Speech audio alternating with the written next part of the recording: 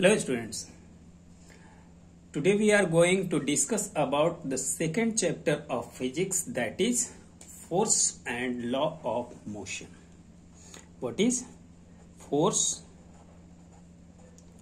and law of motion? Law of motion. As you've seen here, we have to discuss about two topics, that is force and second is law of motion. What is force? First point. Second, how many law for the motion? Motion के लिए law कौन कौन से होते हैं, जिसमें हम लोगों को पढ़ना होगा ग्रेविटेशनल फोर्स के लिए जो हम लोगों का एक लॉ होता है यूनिवर्सल लॉ ऑफ ग्रेविटेशनल, ठीक है, तो इस पर हम लोग डिस्कस करेंगे। इसके बाद अपना होता है एक कूलॉम लॉ, कूलॉम्स लॉ, और जो मोस्ट इंपॉर्टेंट लॉ है that is Newton's law. Is that? Then let's we start now. What is force? First of all we have to know about the force. Force होता क्या है समझो आप लोग। If you have an object and you pushed on it, if it object move in the direction of pushing, that is known as force. If you pull the door of your room, it comes towards you, then this pull or push means अगर आप इसको define करोगे तो क्या लिखोगे? पुल और push acting on the body is called force. ठीक है, क्या लिखोगे आप डेफिनेशन ऑफ फोर्स? पुश और पुल एक्टिंग ऑन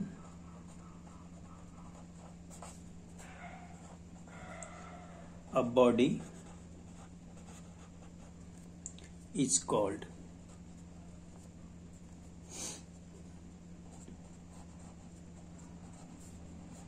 force। ठीक है, किसी भी बॉडी पर जो आप पुश करते हो या पुल करते हो, तो जो जितना आप पुश कर रहे हो, जितना आप पुल कर रहे हो, उसको आप क्या कहोगे? फोर्स। क्लियर है? मान लो कोई एक बॉल है, if you have a ball on horizontal plane, किसी हॉरिजॉन्टल प्लेन पर ये बॉल है आपका। If you pushed it and it rolling on this surface, okay, and reach it on this point, तो ये जो आपने इस पर अप्लाई किया F, that is known as force. ठीक है, इसका डायरेक्शन क्या हो गया? In this direction. क्लियर है? नाउ अब देखो, अगर नेक्स्ट क्वेश्चन हम बात करें तो वो आता है कि इफेक्ट ऑफ फोर्स। क्या होता है? Effect of force. फोर्स का इफेक्ट क्या क्या हो सकता है? Means if we applied the force on an object, how many changes are there? कि कौन कौन से चेंज उसमें हो सकते हैं। ठीक है, तो देखो पहली बात तो ये होती है कि अगर मान लो कोई एक बॉल है जो ग्राउंड पर मूव कर रही है, कोई एक बॉल है, ये अगर कोई बॉल है और जो ग्राउंड पर मूव कर रही है, ठीक है, ये ग्राउंड पर क्या कर रही है? मूव कर रही है।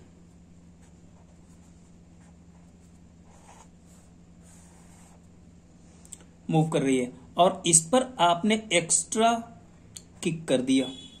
क्या किया? इस पर किक किया, तो ये क्या होगा? इसकी स्पीड क्या हो जाएगी? फास्ट हो जाएगी। स्पीड इंक्रीजेज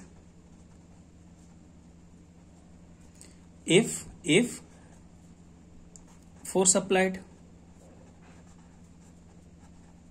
अगर हम फोर्स अप्लाई कर रहे हैं in the direction of in the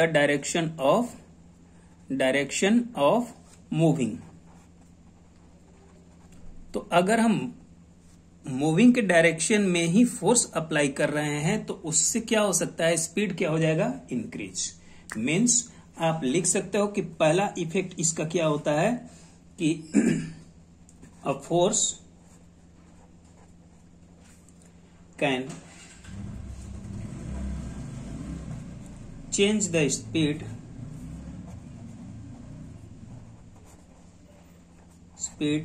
of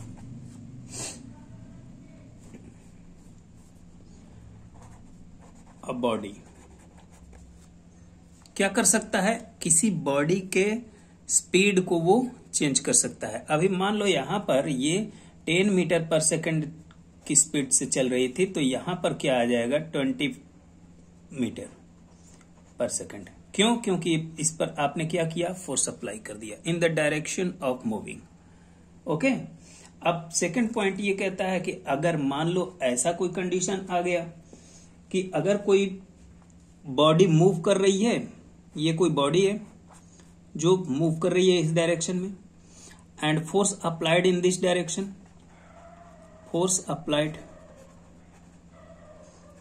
तो क्या हो जाएगा, इसको रोका जा सकता है। क्या किया जा सकता है, इसको रोका जा सकता है। मीन्स व्हाट, कि अगर हम इसका सेकंड पॉइंट लिखना चाहें तो हम ये लिख सकते हैं कि फोर्स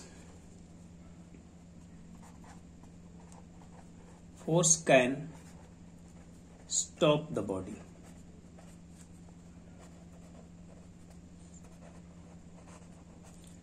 कंडीशन अगर लिखना चाहोगे तो आप ये लिख सकते हो, if it is applied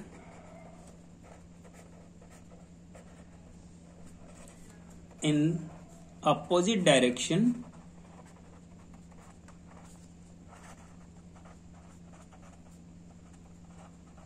of moving body.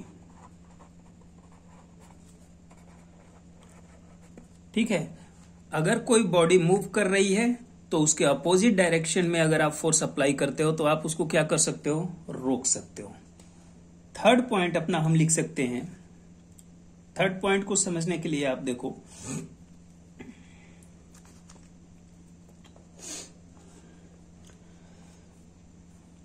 अगर कोई बॉडी रेस्ट में है, किसमें है, रेस्ट में, मान लो ये फुटबॉल है और ये किस पोजीशन में है, रेस्ट पोजीशन में है।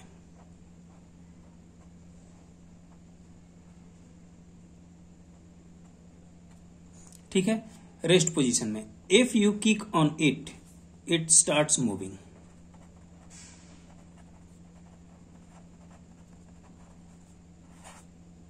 ठीक है, मूव करना शुरू कर देगा।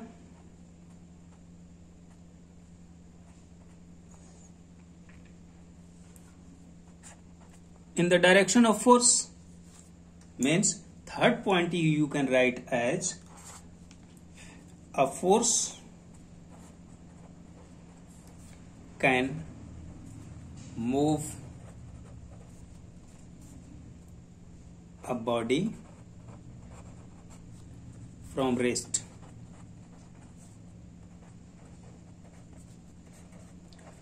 ठीक है,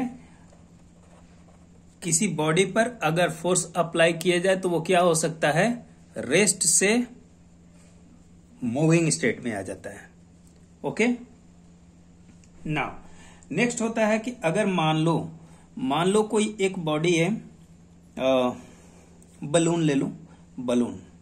ठीक है, ये हो गया बलून, टाइड ऑन इट।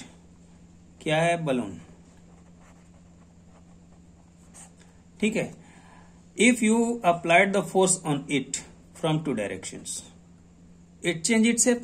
इसका शेप क्या हो जाएगा, चेंज हो जाएगा। अगर बलून को आप दबाते हो, शेप क्या होगा, चेंज होगा। मीन्स फोर्थ पॉइंट आप क्या लिख सकते हो, हाँ छोटे छोटे पॉइंट्स हैं, ये सब आप लोग अप्लाई करते हो डेली, लेकिन ध्यान नहीं रहता। ध्यान भी रहता है तो लिख नहीं पाते हो, पता नहीं उसके लिए क्या हो जाता है।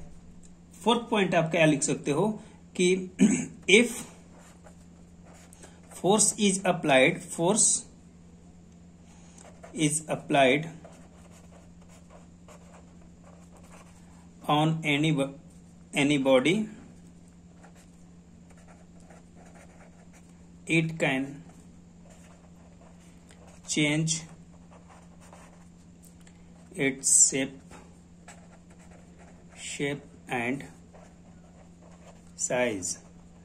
शेप और साइज को क्या कर सकता है, बदल सकता है. Depends on the material by which that object is formed. ये डिपेंड करता है कि किस मटेरियल से वो ऑब्जेक्ट बना हुआ है, वो बॉडी बनी हुई है, तभी वो उसका शेप और साइज उसके अकॉर्डिंग चेंज होगा. अगर आयरन बॉल है, उस पर आप अपने हैंड से फोर्स लगा रहे हो तो उसका शेप आप नहीं बदल सकते हो, क्योंकि उतना फोर्स आप अप्लाई ही नहीं कर पाते हो. उसके लिए दूसरे ऑब्जेक्ट की जरूरत पड़ेगी. ठीक है, वहां आप पर ज्यादा फोर्स की जरूरत पड़ेगी. But in elastic ball you can change shape and size immediately by applying a simple force. Okay, so we can say that it depends on the material by which that object is formed. Clear है? Now अब देखो, हमारे पास जो force होते हैं, इतना तो हमें समझ में आ गया कि इतने इफेक्ट हो सकते हैं, इससे भी ज्यादा इफेक्ट हो सकते हैं, एक दो और भी इफेक्ट हो सकते हैं. अब क्वेश्चन ये है कि ये force, how many type of force are there, generally कितने टाइप के फोर्स होते हैं. तो यहां अपना हम हेडिंग डाल लेंगे, टाइप ऑफ फोर्स. ठीक है, कितने टाइप के फोर्स होते हैं. तो अपना जो फर्स्ट टाइप का फोर्स होता है वो होता है gravitational force.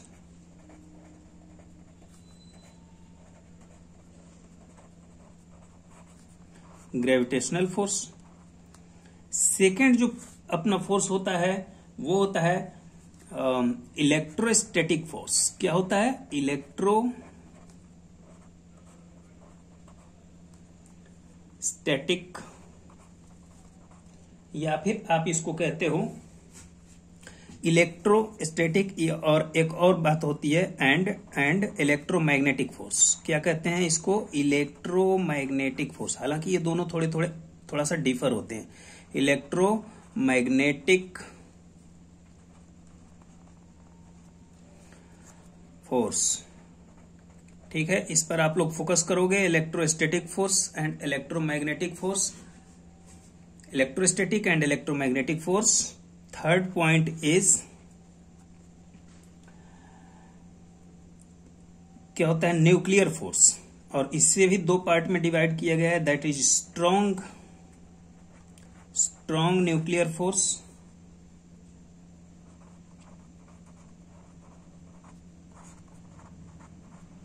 And fourth is weak nuclear force. क्या होता है? Weak nuclear.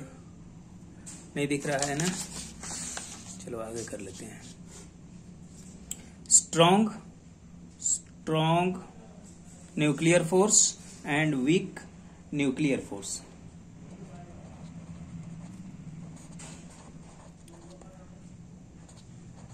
Okay, there are generally four type of forces are there. First is gravitational force, second electrostatic and electromagnetic force, and third is nuclear force, which is divided into two parts, that is strong nuclear force and weak nuclear force. ठीक है, तो इसमें थोड़ा थोड़ा part chemistry का भी होगा, जिसे आप लोग ध्यान देते चलोगे. इलेक्ट्रोस्टैटिक एंड इलेक्ट्रोमैग्नेटिक, यहाँ पर हम फोर्स की बात करते हैं, जबकि आप अगले क्लास में जाओगे तो वहां पर आपको मिलेगा electrostatic wave and electromagnetic wave. तो ये दो तरह की वेव भी होती हैं, तो वो हम लोग बाद में डिस्कस करेंगे. अगर अपने पास टॉपिक होगा तो उस पर डिस्कस करेंगे, otherwise it will be discussed in your next class. In this class, you have to focus on electrostatic and electromagnetic force, gravitational force, and nuclear forces are there. Okay, so let's start now. Gravitational force. अब देखते हैं कि gravitational force क्या होता है. क्या होता है gravitational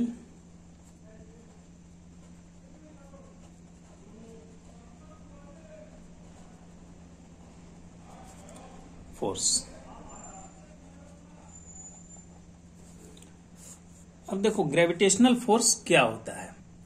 तो इसके लिए हम लिखते हैं कि definition of gravitational force we can write as the force by which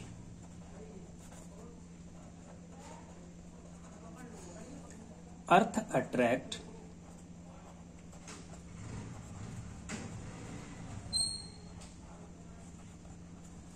any object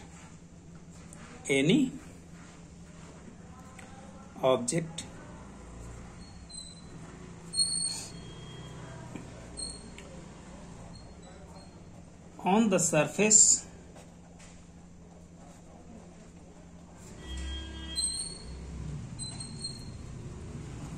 towards its center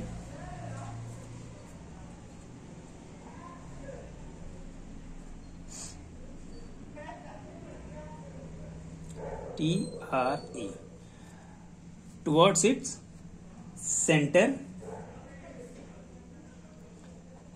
is called gravitational force. क्या कहते हैं? Gravitational force. The force by which Earth attracts any object on its surface towards its center is called gravitational force. अपने centre के तरफ अपने surface पर किसी object को अर्थ जिस फोर्स से अपने तरफ खींचती है उसको हम क्या कह देते हैं? Gravitational force. क्लियर है ना? अब यहां एक लॉ होता है जो सिर्फ न्यूटन ने दिया था and that law is known as a law proposed by Newton, जिसे आप लोग जानते भी होंगे, पढ़े भी होंगे 8th क्लास में. कॉल्ड, क्या कहते हैं इसको? Universal law of gravitation.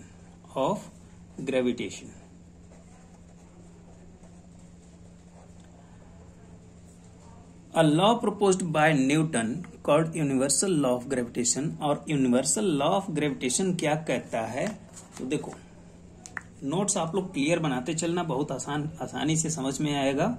यहां आप लिखोगे क्या? Universal law of gravitation.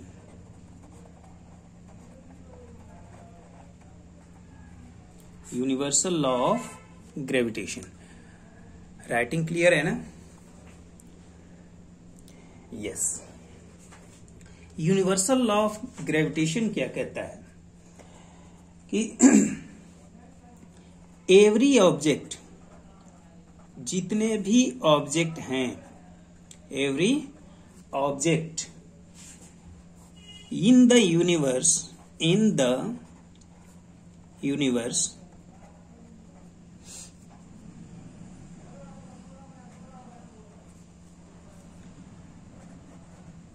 attract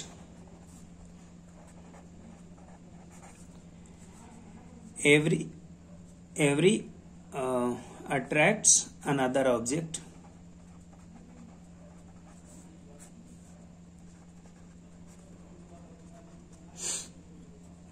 with a force.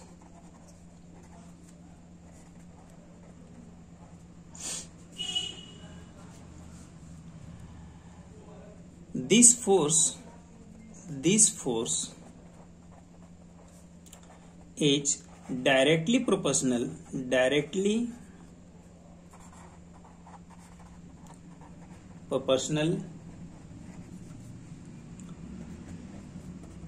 to the product of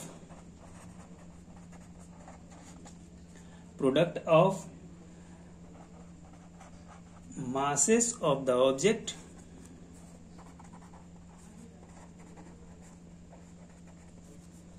and inversely proportional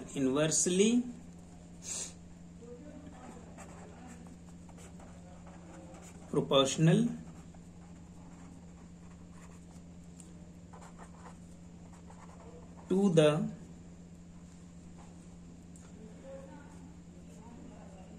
distance square.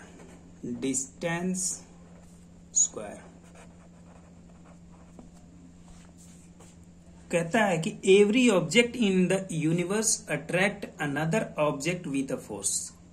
जितने भी यूनिवर्स के ऑब्जेक्ट हैं वो एक दूसरे को क्या करते हैं, अपने तरफ खींचने की टेंडेंसी रखते हैं, अपने तरफ क्या करते हैं, खींचते हैं। और ये जो फोर्स होता है उन दोनों ऑब्जेक्ट के, मान लो ये कोई ऑब्जेक्ट है m1 जिसका मास है m1 और ये है a और ये है ऑब्जेक्ट b, इसका मास कितना है m2। m1 and m2 are the mass of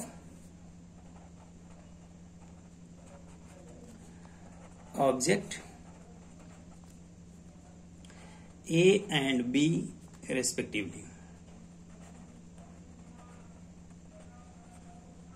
मान लो कोई दो ऑब्जेक्ट हैं, एक है A एक है B, तो इन दोनों ऑब्जेक्ट का जो मास है m1 and m2 respectively, according to universal law of gravitation, this force, the force of attraction between both, इन दोनों में क्या होगा, एक अट्रैक्शन फोर्स लगेगा।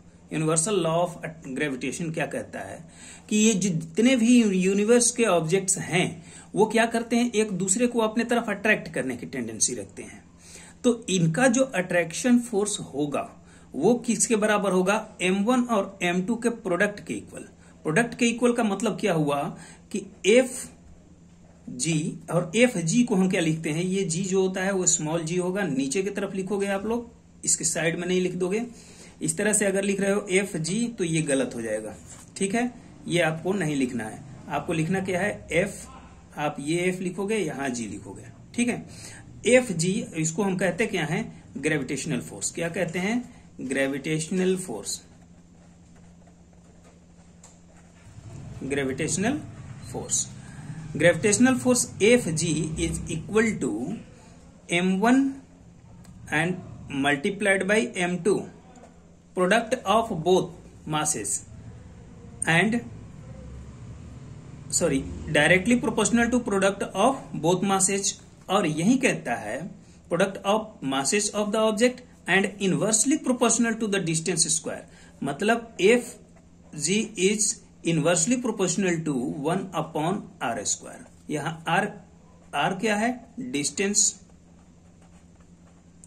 Distance between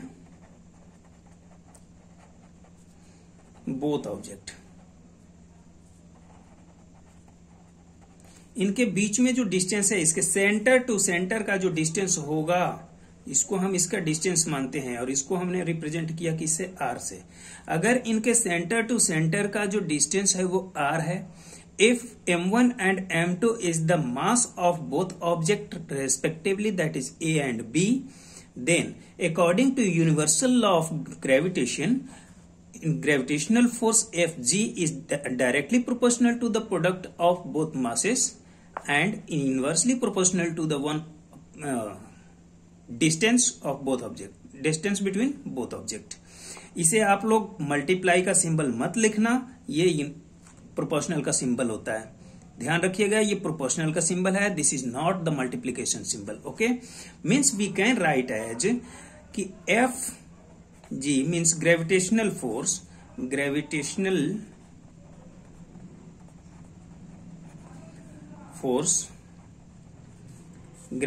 force Fg is equal to, क्या लिख सकते हो आप इसको, m1 m2 अपॉन r²। और एक बात और, जैसे ही हम प्रोपोर्शनल के सिंबल को हटाते हैं, एक अपने पास आ जाता है कांस्टेंट। कांस्टेंट इसमें हम लेंगे g and g is known as g is called the gravitation constant. क्या कहते हैं, gravitation constant.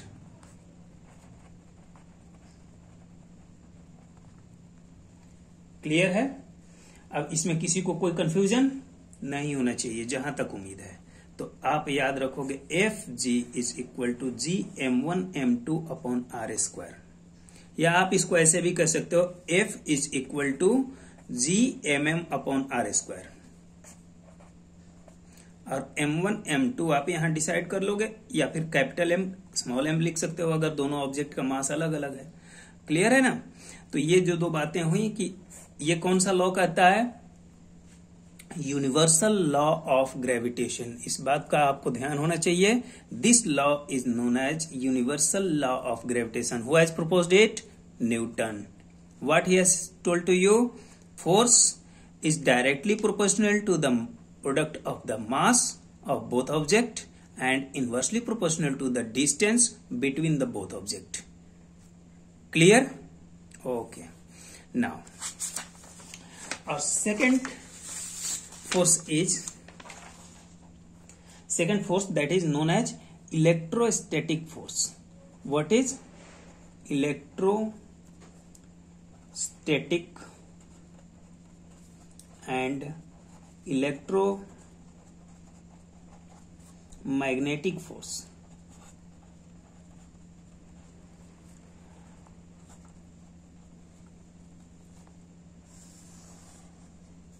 Okay, electrostatic force और इलेक्ट्रोमैग्नेटिक फोर्स क्या होता है? अब इसको देखो आप लोग, देखो electrostatic and electromagnetic force. Before going on electrostatic and electromagnetic force, we have a small point in gravitational force more. ग्रेविटेशनल फोर्स में एक छोटी सी चीज और हम लोग डिस्कस कर लेते हैं, उसके बाद हम इलेक्ट्रोस्टैटिक एंड इलेक्ट्रोमैग्नेटिक फोर्स पर डिस्कस करेंगे। इसके लिए हम एक नेक्स्ट वीडियो बनाएंगे क्योंकि इसमें काफी लार्ज वीडियो हो जाएगा। देखो ग्रेविटेशनल फोर्स में एक छोटी सी बात ये क्या छूट रही है जो हम लोगों की, और इम्पोर्टेंट बात हो सकती है, हालांकि उस पर बहुत ज्यादा फोकस नहीं है, लेकिन हाँ उसे जानना जरूरी है। समझो आप इस बात को कि अगर मान लो हमारे पास कोई दो ऑब्जेक्ट हैं, एक ऑब्जेक्ट है ये और एक ऑब्जेक्ट ये, इन दोनों का मास अगर कम है, क्या है? मास, इनका जो मास है वो क्या है? कम है। तो उस केस में जो ग्रेविटेशनल फोर्स ऑफ अट्रैक्शन होगा, क्या होगा? ग्रेविटेशनल फोर्स ऑफ अट्रैक्शन होगा मास एंड डिस्टेंस। इनका मास तो मान लो m1 है, ये m2 है, और इनके बीच का जो डिस्टेंस है, वो क्या है? कम है, मान लो r है, स्मॉल डिस्टेंस।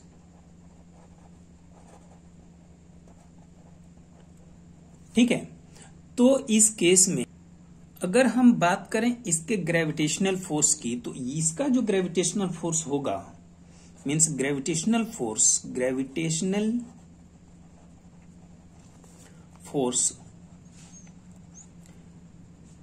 क्या होगा? नोटिसेबल नहीं होगा। ये नोटिस नहीं कर सकते हो आप, क्यों? क्योंकि इनके बीच में जो डिस्टेंस है वो बहुत कम है। तो ये क्या करेंगे? एक दूसरे को इमीडिएटली अट्रैक्ट कर सकते हैं। आप नोटिस नहीं कर सकते इस पर कितना ग्रेविटेशनल फोर्स लगेगा। लेकिन यहीं अगर दो ऑब्जेक्ट हैं, ये मान लो क्या है? सन है, ठीक है, और ये कोई सैटेलाइट है, मूव कर रहा है, सेलेस्टियल बॉडी है, ये इस पर मूव कर रहा है, और इनके बीच का जो डिस्टेंस है वो r है, कैपिटल R। मीन्स ये क्या है? Large distance. क्या है?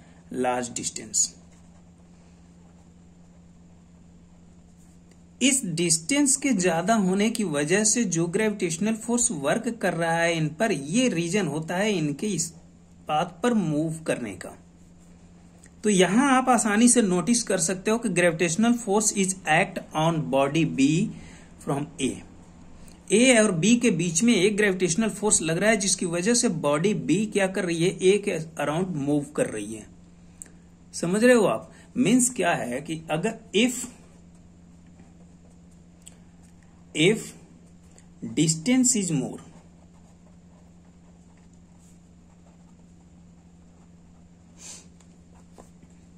then gravitational force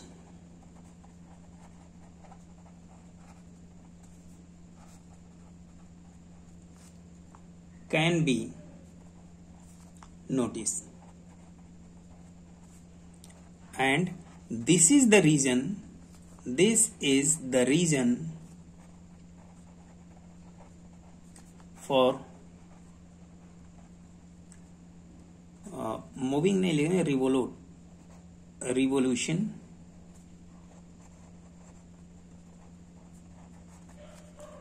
of the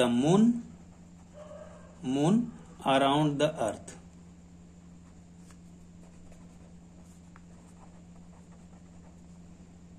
ठीक है, यही रीजन है कि अर्थ के अराउंड मून मूव करता रहता है। कौन सा, क्या रीजन है? Distance between earth and moon. Earth का अट्रैक्शन फोर्स उस पर लगता है। Moon has the tendency to go outside of from its orbit, but gravitational force attract toward its centre, toward the centre of the earth, and hence moon revolve around the earth. ठीक है, means what, इससे हमें एक point का मिलता है, और वो मोस्ट इंपॉर्टेंट पॉइंट आपका होगा कि ग्रेविटेशनल फोर्स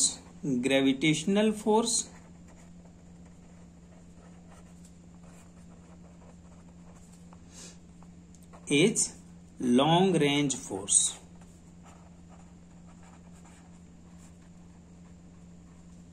ग्रेविटेशनल फोर्स कैसा फोर्स होता है? लॉन्ग रेंज फोर्स होता है।